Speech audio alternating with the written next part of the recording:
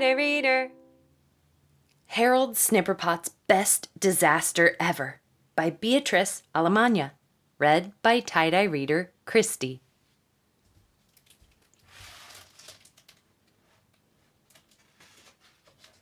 Harold Snipperpot's Best Disaster Ever. Some days feel like complete disasters. You feel turned upside down, and it seems impossible that anything good could happen. Well, let me tell you the whole story from the beginning.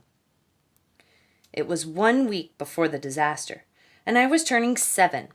More than anything, I, Harold Philip Snipperpot, wanted a real birthday party. I had never had one because my parents hated parties. If you want to know why, it's because they were very grumpy. They never hugged or laughed, and forget about a kiss goodnight, they barely even talked. So each year on my birthday, nothing happened. But this year, I felt extra sad, so sad that my parents got worried.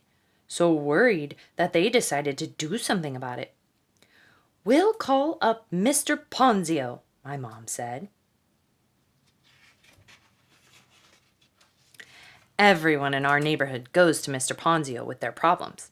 That's what his job is, to solve people's problems in very original ways.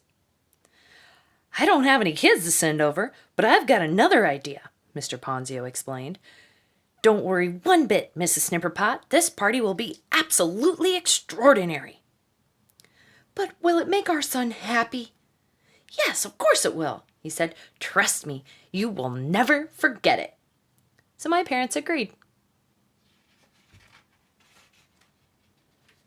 On the day of the party, our house looked great, all decked out with ribbons, banners, and a rainbow of balloons. When the doorbell rang, I ran to answer it. And whoa, we couldn't believe what we saw. There were real animals, a line of them, winding all the way up the street to our front door. We were flabbergasted.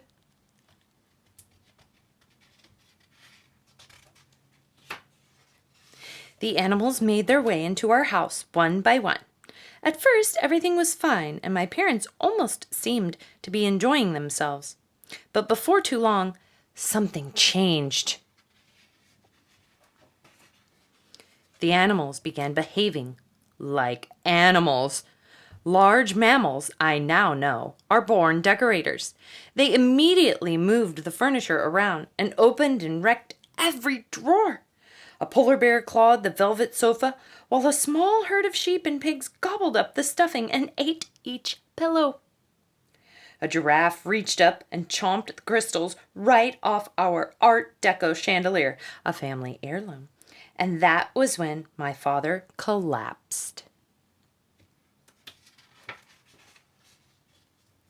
Upstairs in my room, an elephant was taking a nap in my bed and, oh no, completely squashed my new electric racetrack. Where was Mr. Ponzio? This was a mess. Meanwhile, a medium-sized flock of birds flew into the kitchen and performed a symphony on my grandmother's china. A family of turtles and their reptile friends demolished my father's library and gnawed an entire shelf of his rare book collection.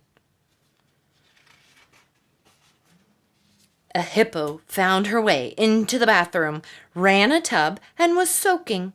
All her pond pals followed, overflowing the tub and flooding the floor. My poor mom, she was too afraid to look. Frolicking in my mother's closet were a seal, 3 monkeys, an armadillo, and others trying on her tulle skirts and her silk scarves and tearing them to shreds. A goat was wearing her shoes.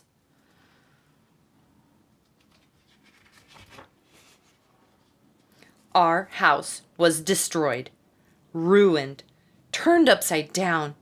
Worse yet, it was buried underneath a carpet of animal poo. every type, which really stank. The party was absolutely extraordinary, all right.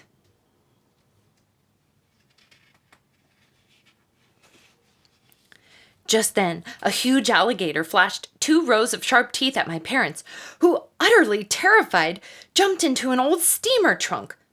Oh no, the lid snapped shut and locked them inside. I was trying to saw the lid off to free them when out of nowhere, Mr. Ponzio appeared, waving a stick.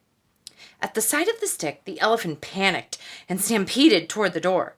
I had just enough time to grab its ears, and the rest of the animals followed us.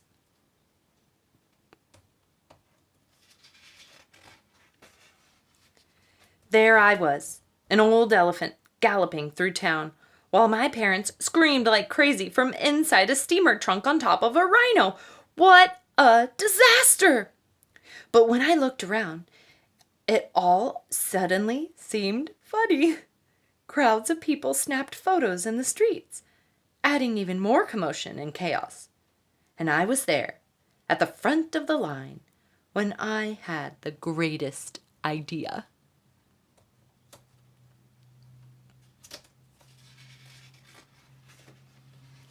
I, Harold Philip Snipperpot, took charge and led the entire parade toward the fountain, where each animal stopped and took a sip of water, including the rhino, who dropped the steamer trunk, which fell to the ground and finally opened.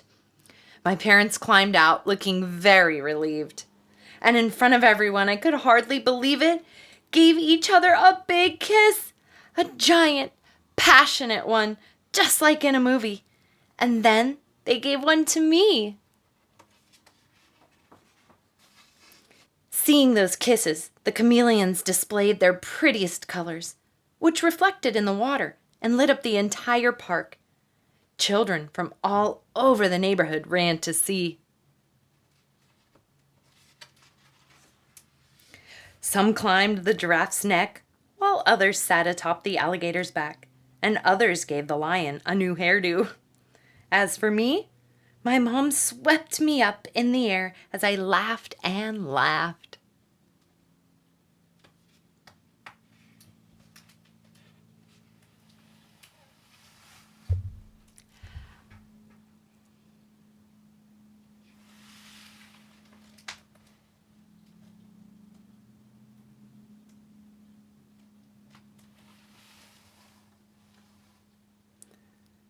"Happy birthday!" yelled my father. "Happy birthday!" screamed all the kids. I was so happy, I began to cry real tears. "I'm having my own birthday party!" I shouted.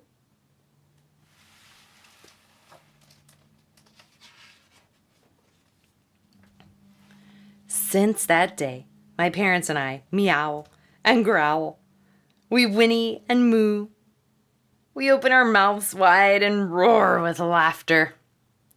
And if we have something important to say, we snort. "How funny," said my mom, "that the animals made us feel more human." Mr. Ponzio is our friend now. He's fixed a lot of the broken stuff in my house, even my electric racetrack. So, do you see what I'm trying to say about disasters? When disasters strike, unbelievable things really can happen. And if you ask me, goodnight kisses and great new friends are definitely worth the mess. The end.